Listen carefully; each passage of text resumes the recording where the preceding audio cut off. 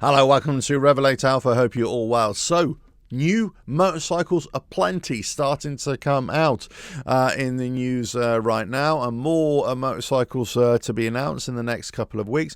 We've got the big trade shows coming up in EICMA and also Motorcycle Live here in the UK. So, already gearing up to a lot of press conferences, a lot of motorcycle reveals, a lot of lineup reveals at the trade shows at either EICMA or Motorcycle Live, and also other trade shows or smaller trade shows around Europe as well, let alone the ones in the United States and also in the Far East and India. So there's lots of activity in the next month or so. But motorcycle manufacturers have already started to release some motorcycles. I've made the videos about those already. But also this week we've had news from a Triumph. They've brought out their Trident 800 for 2026. Naked bike, Roadster bike. Looks good. Looks really good. Really like it.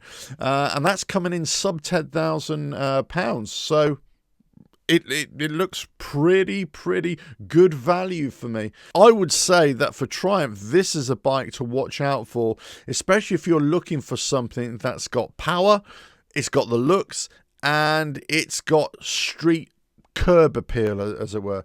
798 triple engine is taken from their Tiger 800 Sport. It's 113 brake horsepower, maximum torque output is 62 foot-pounds of torque, coming in at 10,750 RPM and 8,500 RPM respectively in terms of the brake horsepower and torque. I'm reading a lot of this from Motorcycle News with their report on it. Another big up to those guys. A good report here. And also Triumph saying that this 800's got a brand new chassis, but that's still unclear exactly what that means.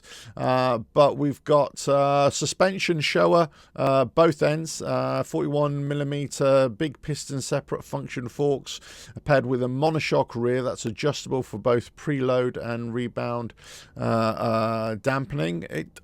I've got to say it looks pretty good actually here. It's saying that the seat height on this is 810mm and its wet weight, curb weight, is 196 kilos, so a little bit heavier than the smaller baby brother, the 660, Trident 660. There's lots of tech on this. There's lean sensitive cornering, traction control, ABS standard stuff. It's got bidirectional quick shifter, 3 riding modes. Okay, road, sport and rain. Well, that's sort of standard stuff. I'm not even sure why we're reporting this on these bikes anymore.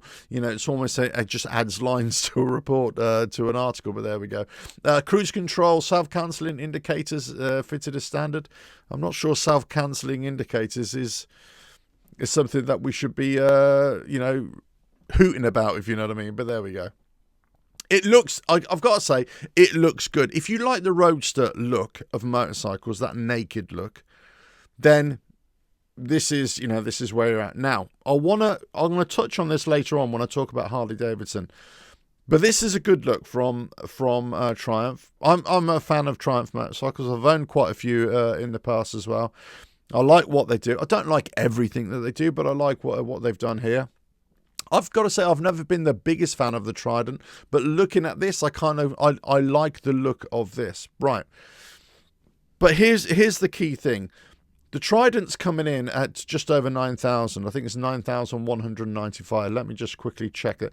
Okay, so it really depends what you accessorize it with, of course, but that will go up. So let's just say 9,293 as a ballpark price just to start off with. That's sub 10,000 for a Roadster 800cc. That's got a lot of poker and a decent amount of torque on it as well. You're going to have fun on this, right? You're going to have lots of fun on this.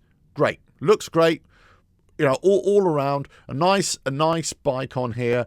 And yeah, it's mainly for solo riding, but you can go two-up riding at a stretch, right? If you think about, there's also potential rumours that Harley-Davidson might be trying to bring out a Roadster for themselves, breaking all kind of rumours and records of what they traditionally do. Then Harley-Davidson have got to come in with their bike at sub £10,000.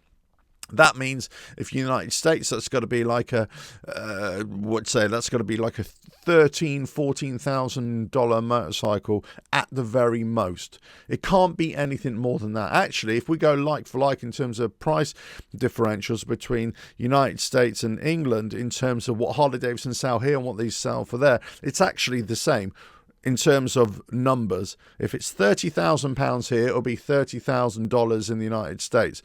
And actually, £30,000 is about more like $40,000. But in terms of numbers, so if we've got a motorcycle here that's selling for less than £10,000 in terms of Triumph, then Harley-Davidson have got to be selling their Roadster, if they do sell it, for less than £10,000 as well. That means it's got to go into the United States for 10, 11, 12,000 maximum.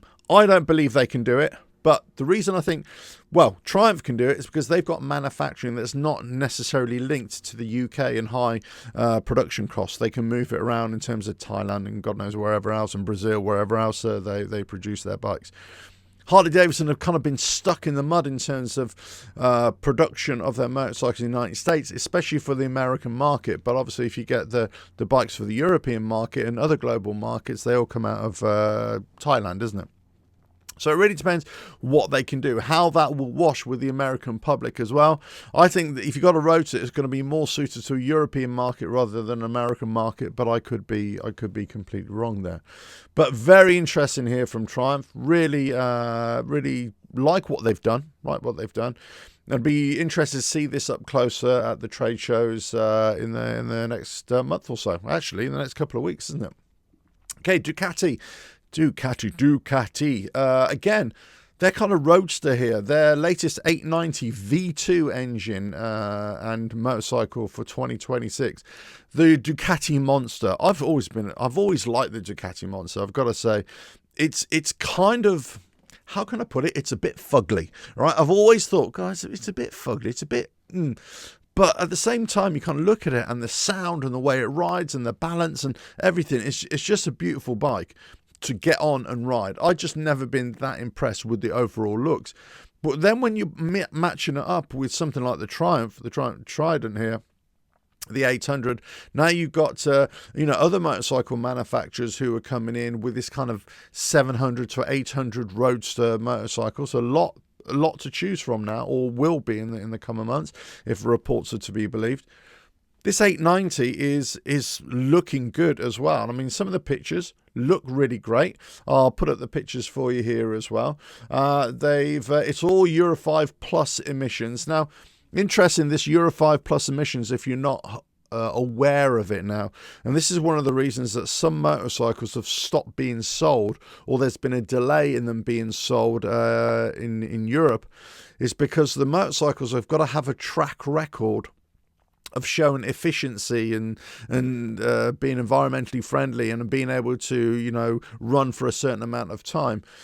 So this is obviously proven itself to do that. The Monster has got a long history of being in the motorcycle camp for Ducati, of course, but it's got a twin cylinder motor producing the V2, 109.4 brake horsepower at 9,000 RPM. 67.2 foot-pounds of torque at 7,250 RPM. So being a V twin, the RPM to deliver that power is a little bit less, I think. Overall weight comes in 175 kilos. Yeah, okay. Without fuel. So add fuel. Yeah, okay. So you're going to be a little bit heavier there as well. And obviously it really depends the weight of the rider. Let's not forget the weight of the rider, because if you're a bit portly like me, you're going to be adding a few kilos there, or more than a few kilos. Yeah, it's interesting here that the Ducati is going to be available from February 2026. Just under £12,000. So slightly higher, certainly, than the Triumph, coming in at sub 10.